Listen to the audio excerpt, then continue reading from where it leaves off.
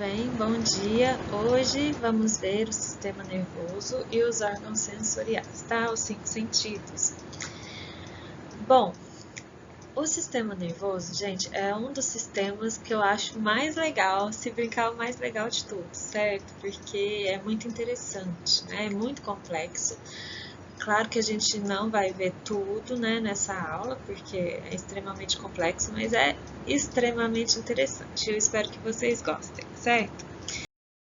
Então, a gente começa, antes de falar dos órgãos do sistema nervoso, eu queria relembrar vocês, ou ensinar vocês, né, para quem ainda não sabe, sobre o tecido nervoso. Lembram, né? Várias células formam tecidos e tecidos formam órgãos. Quais são as células do tecido nervoso que vão formar os órgãos do sistema nervoso, né? São os neurônios, né? A gente já sabe os neurônios. Os neurônios são aquelas células em forma, ó, de... É tipo uma estrela, né? Com uma cauda, certo? São os neurônios. Os neurônios, eles são formados pela parte que tem o citoplasma, né? E o núcleo, propriamente dito, que é chamado de corpo celular do neurônio, tá? Que é esse aqui. E aí a gente tem a cauda do neurônio, que é chamada de axônio, né? Essa parte maior é o axônio, certo? E essas fibrinhas menores, né, como se fossem axônios menores, né, que não são axônios, são chamados de dendritos, certo? Que eu vou pôr de verde aqui. Ó, esse aqui são dendritos, ok? Beleza? Isso é importante saber para a gente começar a entender o sistema nervoso, certo? Então, os neurônios são as principais células do sistema nervoso que são responsáveis pelos impulsos nervosos, né? E é aquilo que a gente estudou no primeiro ano, né? Dos impulsos nervosos, da bomba de sódio e potássio, lembram? Que impulsos elétricos, eles percorrem o axônio, né? Para poder chegar aqui, ó, gente, tá mostrando, vou pôr de azul, células, sei lá, células musculares, né? Por quê? Porque os neurônios vão inervar essas células musculares e vão transmitir os impulsos nervosos para células musculares, por exemplo, contraírem, ok? Através das sinapses, né? Então, finalzinho aqui do axônio, ó, encontra com a célula muscular, tá vendo? E eles não juntam, né? Não encostam um no outro especificamente, mas eles enviam neurotransmissores para ativar a contração muscular, por exemplo, né? Resumidamente é isso, certo? Aqui a gente chama isso de placa motora, tá? Que é o finalzinho do axônio, que vai chegar aqui nessa fenda, né? Para levar de neurotransmissores, e os neurotransmissores vão se ligar a receptores aqui das outras células para receber os impulsos nervosos, ok? É basicamente isso. E beleza, só que nesse axônio a gente tem bainha de mielina, que é tipo uma, tá vendo essas bolinhas aqui, né? Que são formadas basicamente de lipídios. E para que elas servem, essas bainhas de mielina? O impulso nervoso não é um impulso elétrico.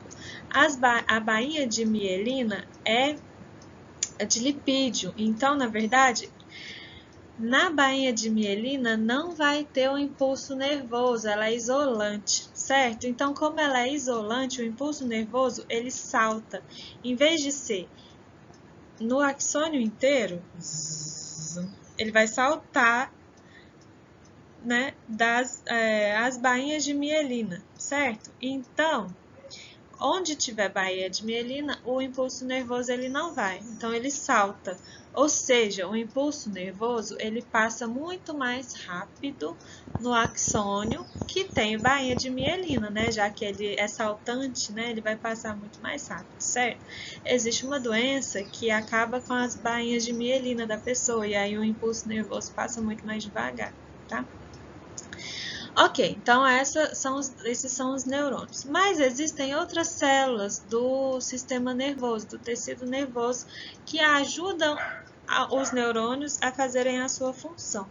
né? Eles nutrem os neurônios ou eles produzem a bainha de mielina, tá? São os gliócitos. Os gliócitos ou células da neuróglia, certo?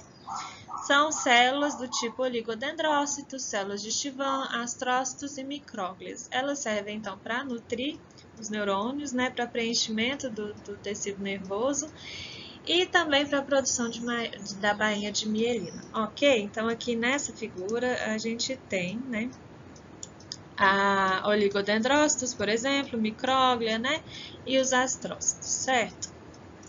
Bom, beleza. Então vamos direto para o nosso sistema nervoso. Se vocês tiverem alguma dúvida, por favor, entre em contato, tá, gente?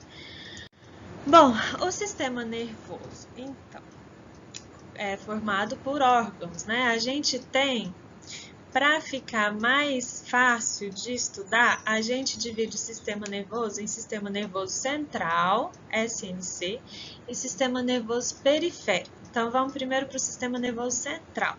O sistema nervoso central, ele é formado pelo encéfalo e pela medula espinhal, ou medula espinal, tá, gente? Ultimamente a gente fala medula espinal. Então, aqui nessa figura, a gente tem o encéfalo, né, na cabeça da pessoa, certo? E a medula espinal, ela se encontra, né, dentro das vértebras, tá? Da coluna vertebral da pessoa, ok? Tanto o encéfalo quanto a medula espinal, eles são protegidos por ossos. O encéfalo é protegido pelos ossos do crânio, né? E a medula espinal é protegida, então, pela coluna vertebral, ok? Essa divisão tá legal da gente estudar, porque o encéfalo, ele é formado pelo cérebro, pelo cerebelo e pelo tronco encefálico. Gente, pelo amor de Deus, é cérebro, não é cérebro, tá? Cérebro. Então, o encéfalo é formado pelo cérebro, pelo cerebelo e pelo tronco encefálico. A gente vai ver todas essas estruturas. O cérebro é dividido em telencéfalo e diencéfalo. E o tronco encefálico é dividido em mesencéfalo, ponte e bulbo, certo? E a medula espinal é só a medula espinal, beleza? Bom, então vamos lá. Voltando então, o encéfalo, né? Medula espinal e encéfalo fazem parte do sistema nervoso central. O encéfalo formado pelo cérebro, cerebelo e tronco encefálico. O cérebro, a gente tem os hemisférios cerebrais, né? Direito e esquerdo, telencéfalo e diencéfalo. E o diencéfalo, por sua vez, tem o tálamo e o hipotálamo, que são super importantes. A gente vai ver cada um deles em detalhes. A gente tem o cerebelo e a gente tem o tronco encefálico, que é formado pelo mesencéfalo, pela ponte e pelo bulbo. A gente vai ver também cada um em detalhes, ok? Depois, se vocês quiserem, eu vou postar, né, o PDF da aula para vocês terem um roteiro de estudos, tá? Bom, então vamos lá, para o cérebro, né, especificamente, ok? O cérebro, então, ele é formado pelo telencéfalo e pelo diencéfalo. O que é cada um desses? O telencéfalo, olha só, a gente tem aqui nessa figura, nessa segunda figura, a gente tem o cérebro olhado de cima, né? Acho que todo mundo já viu, certo? Figuras, né, de cérebro, tá? E aqui, nessa primeira figura, a gente tem um hemisfério cerebral, né, visto de lado, tá? Como se cortasse aqui, né, a cabeça, e a gente vê um hemisfério cerebral cortado de lado. Então, o telencéfalo, ele é essa parte que fica aqui, é tudo isso aqui, é o telencéfalo, tá? Que tá cinza nessa figura, beleza? Tudo que tá cinza é o telencéfalo. Então, o telencéfalo, ele é formado, vocês estão vendo que a superfície, né, dele é toda pregueada, é toda cheia dessas voltinhas, né? Que são chamadas de circunvoluções, tá? E essas depressões são chamadas de sulcos, né? Depressões, ok? Esse é o telencéfalo. O telencéfalo, ele tem tanto massa cinzenta e massa branca, né? Que a gente vai ver um pouquinho mais pra frente, tá? Então, o telencéfalo é a maior parte do cérebro, né? Por assim dizer. E ele é dividido entre hemisférios cerebrais direito e esquerdo, ok? E o que é, onde que está o diencéfalo? O diencéfalo é uma parte menor, deixa eu pôr aqui de azul. O diencéfalo é o que está mostrado aqui de laranja, certo?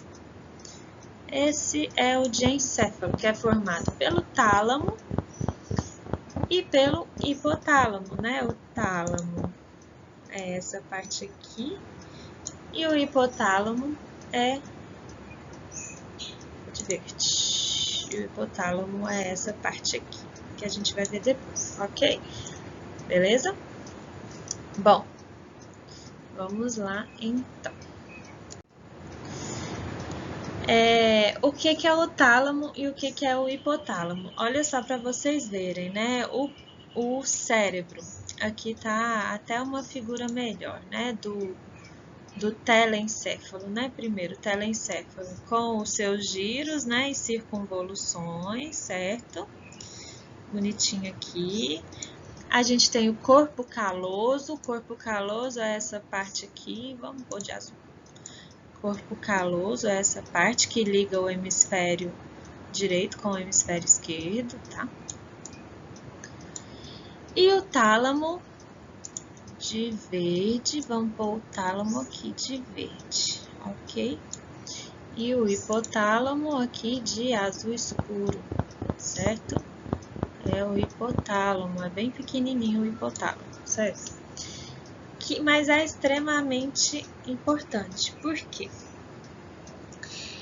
O tálamo, como aqui só está mostrando um hemisfério, não dá para ver ele inteiro, né? Mas o tálamo são duas massas ovoides, porque está nos dois hemisférios. Então, por isso, duas massas ovoides ricas em corpos celulares de neurônios. Então, a gente tem aquela parte da célula, do neurônio, né? Que tem o citoplasma e o núcleo, tá?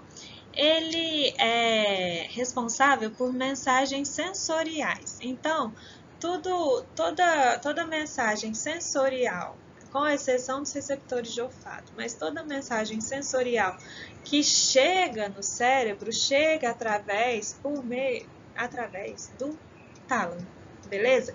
E aí, a partir do tálamo, vai pro telencéfalo, né? Para as regiões do cérebro lá específicas para cada resposta, né? Porque o cérebro tem regiões específicas que servem para cada resposta, certo? Por exemplo, a visão é a parte de trás do cérebro, né? O giro occipital, certo? E por aí vai, beleza?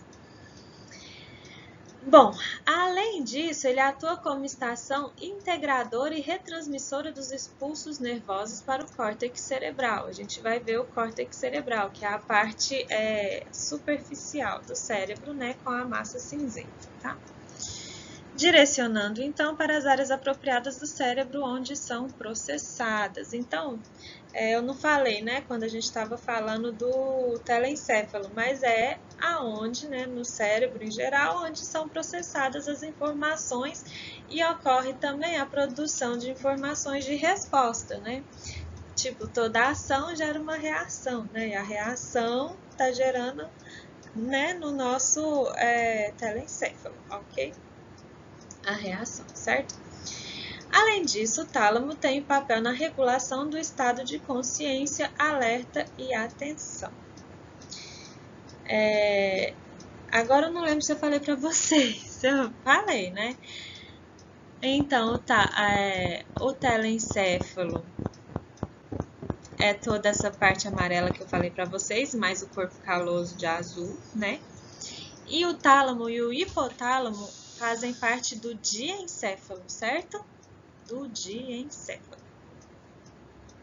E aí, então, gente, o hipotálamo, né? Continuando. O hipotálamo, ele é uma estrutura bem pequenininha, né, do cérebro, como eu já acabei de falar para vocês. Que aqui nessa figura tá em azul, né? Deixa eu circular aqui para vocês. O hipotálamo, bem pequenininho, debaixo do tálamo, né? Que tem, gente, como vocês podem ver aqui, uma bolinha, né, vermelha aqui, que agora está em azul, que é onde fica a hipófise, né, que é uma glândula extremamente importante para nós, que eu já falei um pouquinho da hipófise e a gente vai ver nas próximas aulas, né, a questão da hipófise, tá? Fica no hipotálamo. Então, para que serve o hipotálamo? Para a homeostase corporal, né, porque ele funciona, né, fazendo ajustes das variações internas e externas do corpo. Quais variações? A temperatura corporal, né, a questão do equilíbrio hídrico, né, do apetite, certo? Homeostase, né, a questão do corpo está em equilíbrio, né, do meio externo e interno, ok? Além disso, o próprio hipotálamo, além de ter a hipófise, que é uma glândula, ele também produz hormônios, o próprio hipotálamo, tá? Ele é o principal centro da expressão emocional e do comportamento sexual e participa também da ativação de diversas glândulas do sistema endócrino, que a gente vai ver na próxima aula, o sistema endócrino, né? Então, apesar dele ser pequeno, ele é extremamente importante, beleza? Então, vamos lá. Recapitulando, então, o cérebro, ele é dividido em telencéfalo, né, que a gente viu, e diencéfalo. O diencéfalo tem o tálamo e o hipotálamo. E o telencéfalo, ele tem, né, aqui a gente vê um corte do cérebro, tá? E a gente vê a substância cinzenta e a substância branca, né? A substância cinzenta fica, né, no córtex cerebral. Por quê? Vocês estão vendo aqui que nessa figura, o córtex cerebral é a parte mais externa do cérebro, tá? E ela é cinzenta, chama substância cinzenta, porque ela é mais escura, né? Que a substância branca, né? Não é exatamente cinza, né, gente? É um pouco meio rosa, mas ela chama substância cinzenta, tá? Fica no córtex. Córtex significa aquilo que está mais superficial no cérebro, ok? A substância cinzenta é formada por corpos celulares dos neurônios. Já a substância branca, que é a parte que fica mais interna no cérebro, que, né, é mais para branco mesmo, tá? Que é a parte aqui mais branca do cérebro.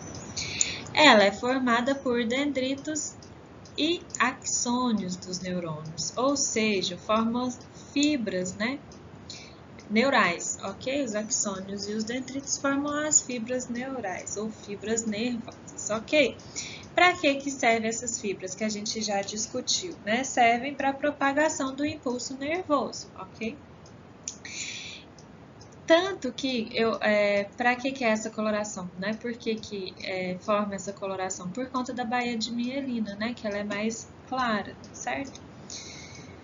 Ok, então os dendritos e os axônios levam as informações ao córtex cerebral e trazem dele informações para serem analisadas. A gente não tem que juntar, né, todas as informações do nosso corpo para o córtex cerebral, não é isso? Então, se junta através, né, por meio dessas fibras nervosas que trazem o impulso nervoso para o córtex cerebral e levam o impulso nervoso para todo o corpo, né? Passando primeiro, logicamente, pelo cérebro, né? É até redundante isso, né? Já está no cérebro e passa para o cérebro para as outras estruturas, né? Dependendo de qual impulso nervoso vai ser, ok? Beleza, se tiverem alguma dúvida, por favor, entrar em contato comigo, certo? Bom, e para que serve o cérebro, né? A gente está falando dos impulsos, né, nervosos e tal, mas que tipo de impulsos nervosos? Então, a gente tem, né, por exemplo, a inteligência, o cérebro é responsável, né, pela inteligência, pela memória, pelo raciocínio, pela aprendizagem, né, por processamento de informações dos órgãos dos sentidos, juntamente com outras estruturas do encéfalo, que a gente vai ver, né, comportamento emocional também é função do cérebro, linguagem, escrita, movimentação dos músculos, né, essa movimentação dos músculos pode ser tanto voluntária como involuntária, a consciência também, a personalidade, tomada de decisões, entre outras coisas, né? Aquilo que nos diferencia dos outros animais também, né? Eles também têm cérebro, a maioria, né? Alguns animais não possuem, lógico, né? Mas os que têm cérebro, qual que é a diferença deles para com os seres humanos? Vocês já pararam para pensar nisso, né? Alguns animais possuem aprendizagem também, né? Eles conseguem aprender certas coisas, obviamente menos complexas do que os seres humanos, mas conseguem aprender, né? Mas eles conseguem escrever? Não, né? Nenhum animal consegue escrever, só o ser humano, né? Linguagem. Os animais possuem linguagem? Em certo tipo, uma certa comunicação, na verdade, né? Mas não necessariamente uma linguagem, né? Só o ser humano que tem. Raciocínio, a mesma coisa, né? Consciência, né? Inteligência, certo? Comportamento emocional. Então, assim, há certas coisas que nos diferenciam dos outros animais, né? Que possivelmente vão até além do que é orgânico, né? Já pararam para pensar sobre isso? Bom, beleza, mas isso é uma discussão, né, que envolve outras coisas além da biologia, né? Talvez filosofia, quem sabe, né? E outros níveis, né, de conhecimento, certo? Então vamos para o orgânico ainda, né? Vamos para o resto do encéfalo. Depois, passando do cérebro, que a gente está vendo aqui nessa figura em vermelho, que é o telencéfalo, e em verde, que é o diencéfalo, a gente tem o tronco encefálico. O que é o tronco encefálico? É formado pelo mesencéfalo, pela ponte e pelo bulbo. Essa figura aqui tá ótima para mostrar. Ainda é um corte, né? Um corte aqui, eles cortaram no meio aqui, né, do rosto. Chama corte sagital, certo? Então, o que é o tronco encefálico? Eu vou pôr de azul. Mas é a parte que está em marrom, laranja e roxo aqui, né? O tronco encefálico, certo? O mesencéfalo é a parte marrom, é a primeira parte. A ponte é essa parte gordinha que está em laranja. E o bulbo é a parte que está por baixo, né? Que é a parte roxa, certo? Para que serve o tronco encefálico? O mesencéfalo, ele é responsável pela recepção e coordenação de informações sobre o grau de contração dos músculos, ou seja, tônus muscular, e sobre a postura corporal, mesencéfalo. A ponte, ela é constituída de fibras nervosas que ligam o córtex cerebral ao cerebelo, que a gente vai ver depois do cerebelo, ok? O cerebelo é esse aqui, certo? Então, a ponte, como o próprio nome diz, ela liga, né, o córtex cerebral ao cerebelo. É responsável pela postura corporal também, equilíbrio e tônus muscular. Já o bulbo, que ele fica logo em cima da medula óssea, né? Depois do bulbo, embaixo do bulbo já começa a medula óssea, tá? O bulbo, então, serve para conectar-se justamente... Medula óssea não, desculpa, medula espinal, tá? Medula óssea são os ossos, né, que protegem a medula espinal, tá? Então, o bulbo, ele conecta-se à medula espinal, né? Então, ele possui centros controladores de funções vitais, como os batimentos cardíacos e movimentos respiratórios, ou seja, são aqueles centros controladores das funções involuntárias também do nosso corpo, tá? Ele é uma parte pequena, porém uma parte extremamente importante do encéfalo, ok? Então, resumidamente é isso, a questão do tronco encefálico. Já o cerebelo, né? O que é o cerebelo que eu falei para vocês? Então vamos lá de novo. Gente, eu gosto muito de focar na parte anatômica, na anatomia, né? Para vocês saberem das estruturas, né? Localizar as estruturas. Então aqui nessa figura mostra novamente o cérebro, né? Com o telencéfalo, certo? Corpo caloso, né? O diencéfalo, bonitinho. E aí mostra agora o tronco encefálico, né? Que tem o mesencéfalo, a ponte e o bulbo, certo? E aqui, finalmente, agora eu vou pôr de verde, a gente tem o cerebelo, né? Tá cortado também o cerebelo, tá? Todas essas figuras têm o mesmo corte, ok? Esse é o cerebelo. Para que serve o cerebelo? O cerebelo, conectado ao tálamo, ao tronco encefálico, e à medula espinal por fibras nervosas. O que são fibras nervosas que a gente já viu? São os axônios e os dendritos, né? Formam as fibras nervosas, ok? Então, ele está conectado tanto ao cérebro, quanto ao tronco encefálico, quanto à medula espinal, né? Ele coordena os movimentos e orienta a postura corporal. Além disso, ele tem informações auditivas e visuais, recebe informações de diversas partes do encéfalo e da medula sobre a posição das articulações e o grau de estiramento dos músculos. Então, também ele é importante nessa questão de postura corporal, né, de movimentação dos músculos, de equilíbrio, ok? Tanto o tronco encefálico como o cerebelo é muito importante na questão do equilíbrio corporal, certo? Beleza, então vamos lá. Depois, então, a gente acabou de ver o encéfalo. Voltando, né, anatomicamente, o encéfalo é constituído pelo cérebro, pelo tronco encefálico e pelo cerebelo. E agora a gente vai para a medula espinal, que também é parte do sistema nervoso central. Enquanto o encéfalo está protegido pelos ossos do crânio, a medula espinal está protegida pelos ossos da coluna vertebral, certo? Então, vamos ver aqui, né, a parte que tá rosa é a medula espinal, né?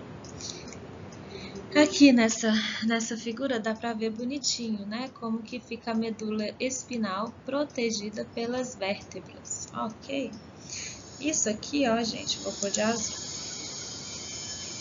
Essa parte aqui da vértebra, ó, é o disco intervertebral, tá? É a articulação das vértebras, tá? Essa aqui é a vértebra, osso, isso aqui é a articulação, tá? Das vértebras. A medula espinal é a parte menorzinha aqui, né? Bem fina, né? Por assim dizer, ok? Que percorre a coluna inteira, né? Até o final, beleza? O que é essa cauda equina? Na verdade, a medula espinal acaba aqui e aí forma-se uma cauda equina, porque parece mesmo cauda de cavalo, tá?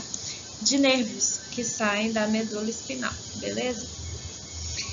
Bom, aqui então nessa figura a gente tem um corte, né, da medula espinal, aí agora é um corte transversal, né, que é assim, em vez de ser sagital, que é assim, o corte transversal é assim, certo?